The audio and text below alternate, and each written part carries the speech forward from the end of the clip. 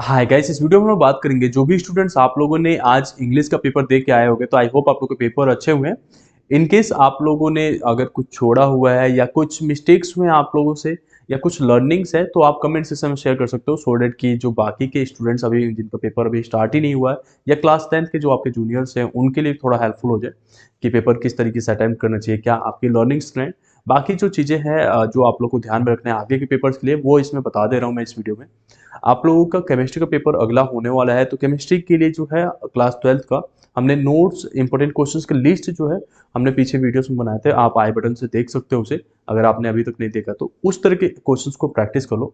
देखो, अभी इस बार जो है आप एज अ प्राइवेट कैंडिडेट हो या इंप्रूवमेंट के लिए अप्लाई किया है, तो आपका जो गोल है इंप्रूवमेंट के लिए अप्लाई किया तो 75 प्लस होना चाहिए।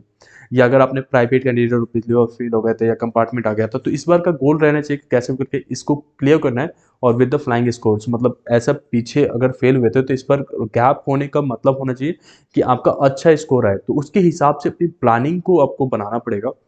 सबसे पहले आप ध्यान दो कि आपका जो भी सब्जेक्ट्स का है, तो उस सब्जेक्ट्स में आप कितना साउंड्स करते हो, उसके बेसिस पे आपको सबसे पहले प्रीवियस ईयर के पास्ट ईयर के क्वेश्चन क्वेश्चन पेपर देखना शुरू करो। उसमें देखो क्या टॉपिक्स बार बार पूछे जा रहे हैं, उन टॉपिक्स को कॉमनली लिख लो। जैसे मान लो 20 टॉपिक्स का आपने लिस्ट बना लिया और उसको जो है टिक मार्क कर करके ये हो गया, ये हो गया, ये हो गया, ये ऐसा बना लो जैसे केमिस्ट्री पेपर अब 2-3 दिन बाद है आप लोग का। ठीक है, तो आप एक दिन का मान लो कि मैंने 5 जो है ये मेन टॉपिक्स जो 5 नंबर या 4 नंबर में आने वाले हैं, तो इनको मैं कर लूँगा ही। या ये रिएक्शंस मेरे को याद करना है तो वो कर लूँगा। ये सेम चीज़ क्लास 10th वाले स्टूडेंट्स के लिए भी है, आप लोग रिलेट कर सकते हो। तो अगर इस तरीके से आप प्लानिंग कर लेते हो, डेली का गोल बनाओ कि मेरे को ये 5 टॉपिक्स आज कैसे कंप्लीट करना है, बहुत पक्के से करना है। कुछ दिन का जर्नी है, ये निकल जाएगा, कॉलेज में चले जाओगे तो फिर कोई दिक्कत नहीं होता है, ठीक है। बट अगर यहीं पे स्टक रहना है, पिछली बार हम लोग ने सिनेरियोस देखे हैं क्लास जो बच्चे हैं 2020 के भी स्टूडेंट्स कुछ होंगे जो अभी भी सीबीएसई प्राइवेट का पेपर दे रहे होंगे। तो ये सब चीज़ें ना हो आप लोग के साथ, मतलब जो 2022 के स्टूडेंट्स हैं इस बार 2023 में दे रहे हो, तो आप लोग के साथ वापस से रिपीट ना हो, तो आप लोग को थोड़ा सा मेहनत करना पड़ेगा। एग्जाम का टाइम आ गया, किसी तरीके का हेल्प चाहिए, सपोर्ट चाहिए, तो आप हमें बताओ और लाइक नीचे कमेंट्स करके बता सकते हो कि किस तरीके का इंपॉर्टेंट टॉपिक्स की लिस्ट हम दे दें या नोट्स दे दें, या किसी तरीके कुछ अगर टॉपिक्स नहीं समझ में आ रहे हैं तो उसके ऊपर बता दो। सब चीज़ें इंटरनेट पे अवेलेबल है, आप वो ढूंढ भी सकते हो। आपको अपना गोल बनाना पड़ेगा एंड गोल के हिसाब से आपको काम करना पड़ेगा। एग्जाम के लिए आपको कुछ ध्यान रखना है, जब आप एग्जाम सेंटर पर जाते हो तो आपका आईडी कार्ड कभी कभी पूछ लेते हो, तो आधार कार्ड अपना यूज कर सकते हो क्योंकि सीबीएसई प्राइवेट हो आप, तो आधार कार्ड आपका आईडी कार्ड के तरीके चलेगा। आपका एडमिट कार्ड होना चाहिए और सिंपली आप अपने स्टेशनरी की जो भी सामान है, जैसे पेन पेंसिल लेके जाना है वो लेके जाओ।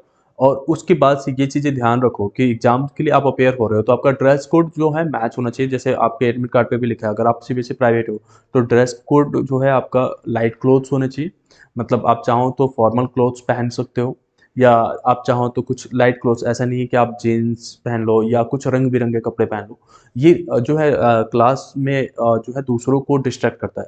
तो इस वजह से आप लोग को कहा जाता है, एग्जाम सेंटर पे कोई इफेक्ट नहीं पड़ेगा, एग्जाम में इन करने देंगे। बट आप लोग को ये चीज़ें ध्यान में रख के जाना चाहिए कि कुछ ऐसे कपड़े पहन के जाओ जो मतलब डिस्ट्रैक्शंस ना क्रिएट कर रहा हो।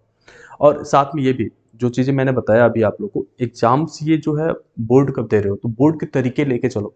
बहुत ही इंपॉर्टेंट चीज़ है, कुछ दिन के लिए जो दूसरे इंपॉर्टेंट आप काम करते हो, माइट भी फ़ोन चला रहे होगे या गेम खेल रहे होगे या कुछ चैटिंग्स वैटिंग्स कर रहे होगे, तो वो सब चीज़ें कुछ दिन के लिए आपको त्यागना पड़ेगा और इधर की तरफ फोकस कर लो कि आगे जाके है जो आप लोगों को कोई डिफिकल्टीज ना हो। ठीक है, बाकी सब चीज़ों के लिए हम लोग हैं इधर। किस तरीके का क्वेरीज आ रहा है आप लोग को, किसी तरीके की चीज़ें आपको डाउट्स है अपने एग्जाम्स को लेके, या किसी किसी भी तरीके से, या कोई एग्जाम सेंटर पे जाके आपका कुछ इशू आ जा रहा है एग्जाम सेंटर पे, वो हम सॉर्ट आउट करने के लिए हैं आप लोग के साथ। तो आगे और एक और चीज़, काफ़ी स्टूडेंट्स अभी तक एडमिट कार्ड डाउनलोड नहीं किया जिनका पेपर लेटर है, तो आप लोग एडमिट कार्ड डाउनलोड कर लो। कोई नहीं जानता कब वेबसाइट्स बंद हो जाए, ठीक है। वो लिंक्स हमने पहले प्रोवाइडेड है किया था, वहाँ से आप डाउनलोड कर सकते हो।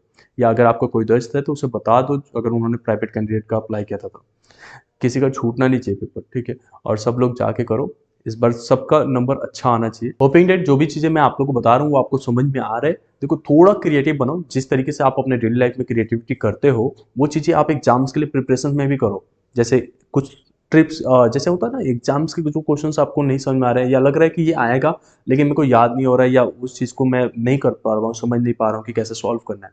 मैथ्स के लिए हो, केमिस्ट्री के लिए हो, या बिजनेस स्टडीज में हो, या किसी भी सब्जेक्ट के लिए, तो आपको उसको किसी चीज़ से रिलेट कर लो।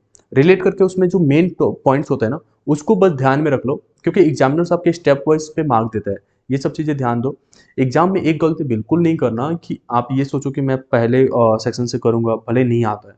तो ये सब नहीं करना, जो आता है उस सेक्शन से स्टार्ट करो, जो सारे आ गए उसे कर लो, बाकी जो नहीं आता है उसको लास्ट में अटेम्प्ट करो, लेकिन अटेम्प्ट सारे क्वेश्चंस को करना और रिलेटेड चीज़ों को लिख के ही आना है। ऐसा भी नहीं है कि आप जाके पोएम्स लिखना शुरू कर दो या गाना लिखना शुरू कर दो। अगर आपका और भी कोई क्वेरीज है, हमसे कोई हेल्प चाहिए, तो आप हमें कमेंट सेक्शन में बता सकते हो।